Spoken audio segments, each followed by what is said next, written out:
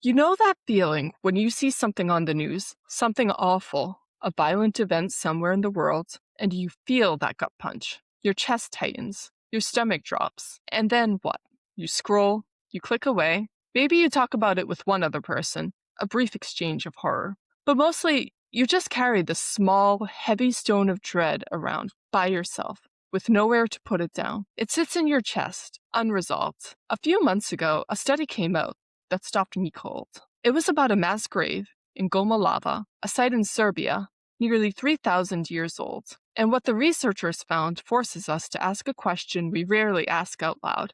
What happens when violence happens, and we have no ritual to contain it?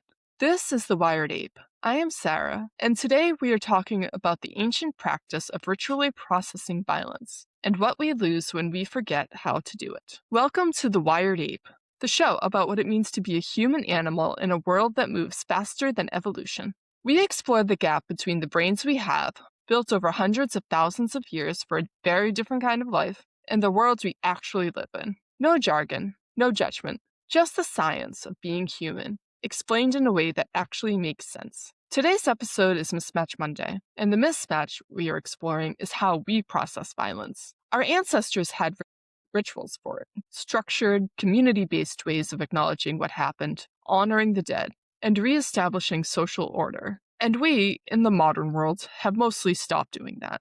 We process violence in private, in silence, or not at all.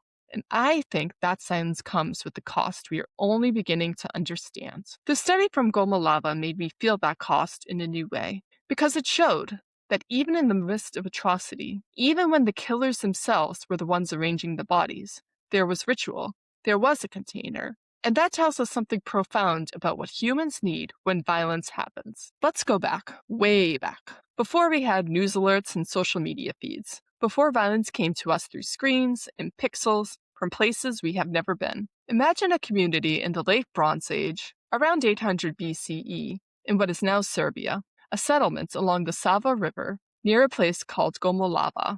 The people who lived there were part of a culture we now call the Urnfield culture, a name archaeologists gave them because they cremated their dead and placed the ashes in urns. They farmed. They traded. They raised cattle and sheep. They buried their dead with care, with personal objects that mattered to them, with the kind of attention that says, this person mattered to us. Now, here's the thing about our Stone Age and Bronze Age brains. They were wired for community. The human brain evolved in groups of maybe 50 to 150 people. You knew everyone by name, by face, by the sound of their footsteps. When something happened, a death, a birth, a conflict, a violent event, the entire group felt it, and the entire group needed to process it together. There's a concept in anthropology called mortuary ritual, practices a community performs around death, and across cultures and across time. These rituals have served multiple purposes at once. They honor the dead, yes, but they also do something for the living. They create a shared experience of grief. They mark the boundary between chaos and order. They say, something terrible happened, and now we are doing something together to acknowledge it, so that we can begin to move forward.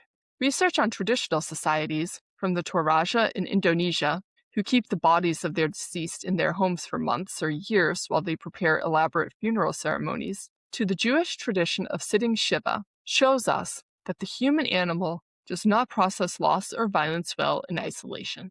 There is a study from the University of California, Los Angeles, that looked at how communities that maintained collective mourning rituals after mass violence had significantly lower rates of what we would call persistent psychological distress years later, compared to communities where people grieved privately. The ritual container mattered. In the ancestral world, violence was not something you watched from a distance. It was something that happened to your people, in your village, to people you ate with and slept near. And when it happened, the community had to respond, not just with revenge or defense, but with ritual, with a way of putting the events into a frame that the community could carry together. If you want to go deeper on the evolutionary baseline we are describing, why human brains were shaped this way, what the research says about ancestral environments and collective grief, and then everything changed, faster than evolution has ever moved before. Now, violence comes to us through screens, through news cycles, through notifications on our phones. We are exposed to mass violence,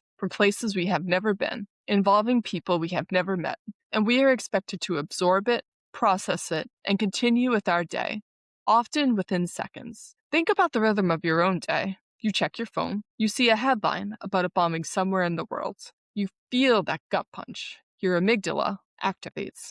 Your cortisol spikes. Your body prepares to fight or flee. And then you scroll. You put the phone down. You go back to your email. Your body has just gone through a full threat response cycle with no resolution, no community gathering, no shared acknowledgement, no ritual container to put the experience into. I catch myself doing that exactly. Last week, I was scrolling before bed, a terrible habit, and I saw a video from a conflict zone. I watched it. I felt sick, and then I locked my phone, rolled over, and tried to sleep. My body was still carrying that activation. It had nowhere to go. This is the mismatch. Our brains evolved to process violence as a community event, something that happens to our people in our physical space that requires a collective response. But our modern environment asks us to process violence alone, silently, often through a screen, and then immediately return to productivity. The neural reward circuitry, when something feels potentially good or potentially threatening, that our ancestors used to scan the horizon for predators, is now being activated by notifications. But the predators are not at the edge of the village. They are happening somewhere else, to someone else, and we have no ritual way to respond. There is a 2024 study from the University of Oxford that looks at how people process exposure to violent news on social media. The researchers found that people who consumed violent news content without engaging in any form of collective acknowledgement, talking about it with others, participating in a memorial, even just sharing a post with a reflective comment, reported significantly higher levels of emotional distress and a sense of helplessness than those who did. The researchers called this uncontained exposure. Our brains are not built for it. So the obvious question is, can we do anything about this? Or are we just stuck with the Stone Age brain in a 21st century world, scrolling past sites we were never meant to carry alone? This mismatch between the collective ritual processing our brains expect and the isolated, screen-based exposure we experience connects to several of the core territories we explore at the Wired Ape. But the one that feels most urgent to me is understanding community. Because what the Gomolava study shows is that even in the most extreme circumstances, even when the violence itself was being perpetrated by the same hands that arranged the bodies, the human impulse toward ritual containment was present. The killers themselves, according to archaeological evidence, carefully placed the bodies of 77 women and children. They arranged them in a specific way. They left their personal ornaments, the jewelry and objects that identified them as individuals, intact. They included animal bones, cattle, and sheep that suggest sacrifice or offering. This was not a hasty disposal. This was ritualized. Even within atrocity, there was a container. This forces us to reckon with something uncomfortable. Ritual can be used for terrible things. It can be used to display power, to establish dominance, to mark territory. The Gomolava grave is not a feel-good story about community healing. It is a story about how deeply embedded the ritual impulse is in human behavior. Violence without ritual container creates different social consequences than ritualized violence. Not better consequences, but different ones. The ritual gave the event a structure. It made it legible. It communicated something, in this case, probably a message about power and control, to whoever was left to witness it. Now, we can look at this and say, that is ancient. That is barbaric. We are past that.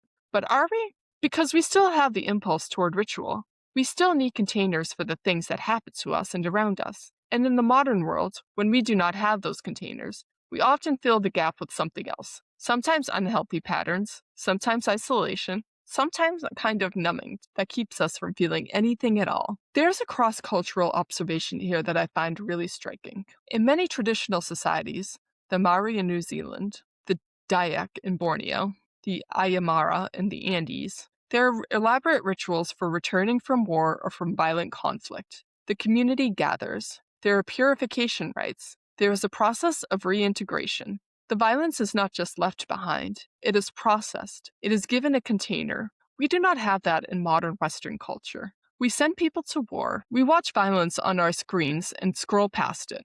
And then we wonder why so many of us feel a low-level sense of dread that we cannot name. The Wired Ape newsletter, Signal Fire, goes out every Tuesday morning with exactly this kind of cross-cultural research. If you want the deep dive in your inbox, subscribe at thewiredape.com. It is free. So, given everything we just said about how the brain responds to exposure to violence, the activation of the threat response system, the lack of resolution, the sense of helplessness, what can we actually do about it? The ritual response I want to offer today is small. It's not grand. It doesn't require a community of 100 people or a complex ceremony, but it is based on the same principle that the Gomolava grave and every other ritual response to violence is based on: the creation of a container. I call it the witness practice, and here's what it actually looks like. You need about 10 minutes. You need a place where you will not be interrupted. You can do this alone, but it is more powerful if you do it with one other person: a friend, a partner, someone who shares your concern about the state of the world. Here's the protocol. First, you name what you have witnessed, not the details of the news story or the video, but your own response. You say it out loud. I saw something today that made me feel scared.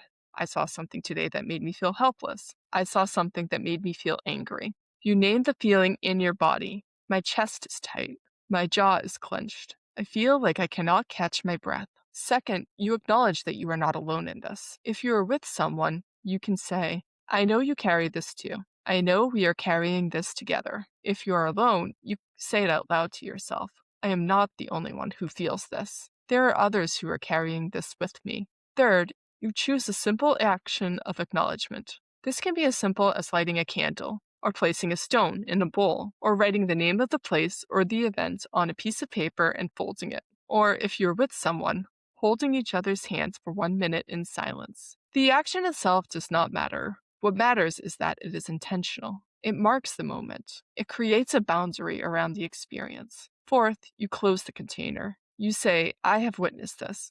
I have acknowledged it. I have not turned away. And now I am going to turn toward what I can do, what is within my reach, and carry this with me in a way that I can hold. The science behind why this works is actually quite straightforward. When we are exposed to violence or threat, our threat response system activates. That system is designed for action: fight, flight, or freeze. When we cannot act, when we are sitting on our couch looking at a screen, the activation has nowhere to go. This practice gives it somewhere to go. It gives the brain a sense of completion. It activates the parasympathetic, the part of the nervous system that calms the body down after a threat has passed. Response. It tells the body, you saw something. You did not turn away. And now you are putting it in a place where you can carry it. The question to sit with this week is, what violence or suffering have you witnessed recently that you have not given a container to? What have you been carrying alone that you were never meant to carry alone? The bottom line on today's mismatch is this: our brains were built to process violence and grief in community, with ritual containers that acknowledge what happened and help us carry it together. And when we try to do it alone, through screens, without ritual, we end up carrying stones we were never meant to hold by ourselves. And the thing that stays with me from thinking about Gomolava is this: even the people who committed the violence knew they needed a container. They knew they had to arrange the bodies, to place the ornaments, to make the offerings. They knew that violence without form, without structure, without ritual, was something even they could not simply walk away from. If they understood that, then maybe we can too. The Wired Ape community is on School. The link is in the show notes. Follow us on Instagram, X, YouTube, Facebook, and Threads at The Wired Ape. And if today's episode made you see something about your own behavior differently, that is the whole point. That recognition is where change begins. I am Sarah. This is The Wired Ape. Invest in your humanity.